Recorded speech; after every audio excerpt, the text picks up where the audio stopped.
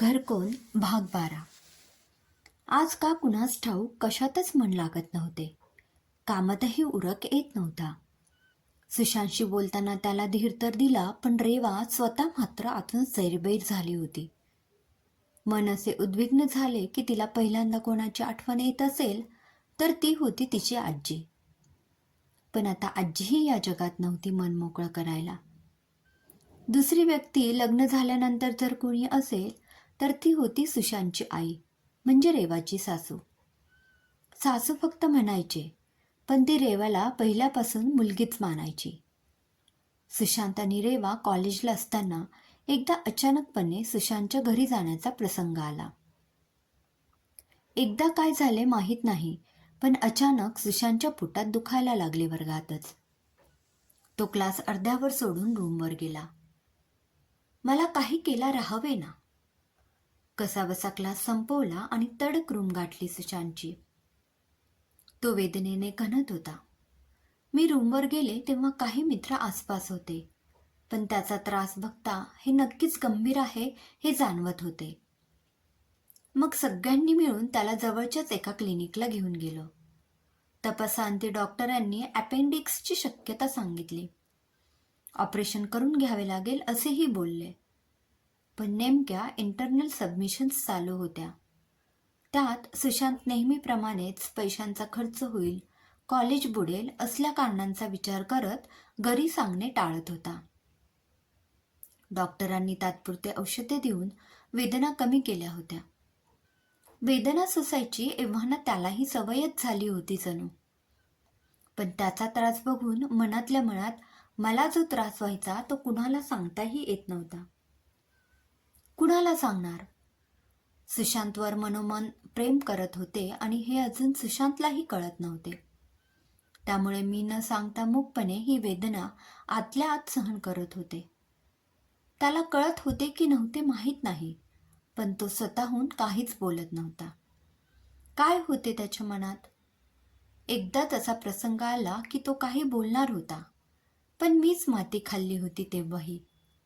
म्हणजे झाले असे की तो एकदा माझ्या रूमवर राहायला आला होता त्याच्या आईची तब्येत बरी नव्हती आणि ICUत ॲडमिट असताना.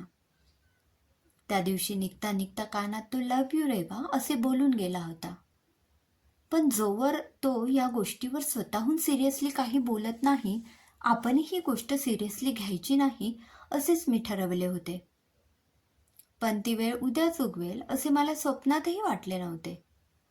नेहमीप्रमाणे दुसऱ्या दिवशी पेपर होता. त्यात आदल्या रात्री सुशांतमुळे बराच वेळ वाया गेला होता. पण ते जे काही तास सुशांतसोबत घालवले होते त्या आनंदातच मी कॉलेजला पोहोचले. सुशांत आज पहिल्यांदाच कुणाची तरी वाट पाहताना दिसला.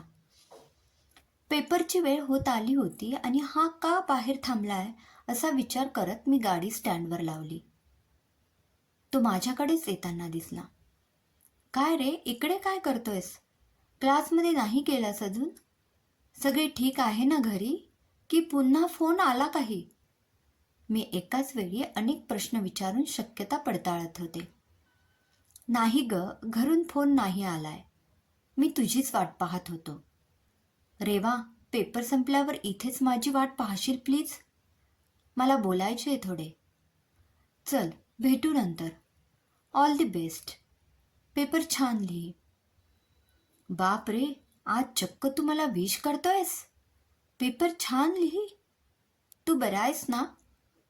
एरवी मी परीक्षेला विश कर म्हणाले की तू काय म्हणतोस? असे मी विश केल्याने तुला पेपर चांगला जाणार आहे का?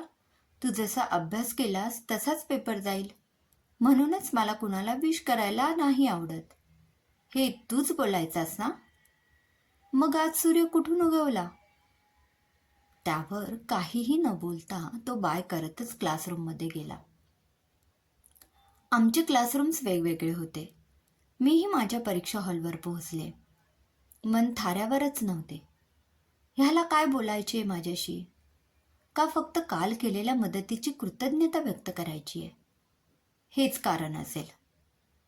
मनात जास्त मांडे न रचता काय होईल ते बघू ह्या निर्णयापर्यंत पोहोचतच मी पेपर लिहायला लागले.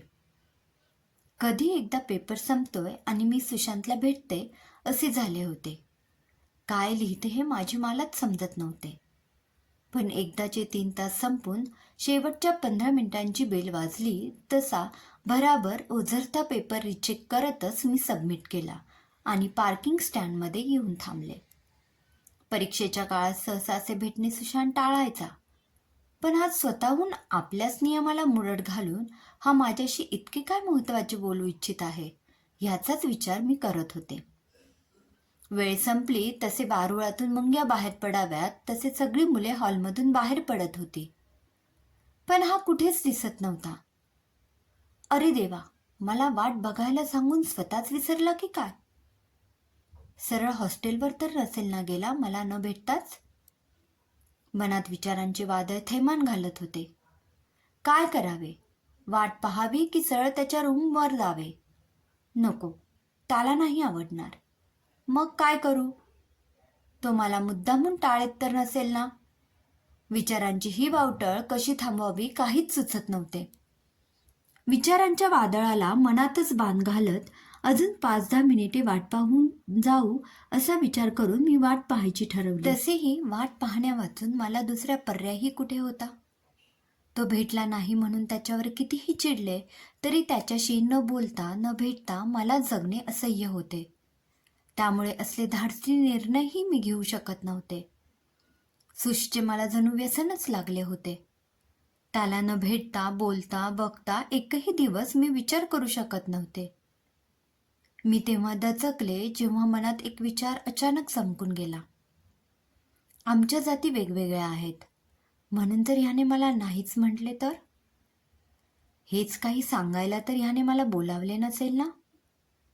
आता भीतीने पोटात गोळा उठला होता. क्रमशः. लेखिका राधिका कुलकर्णी. धन्यवाद.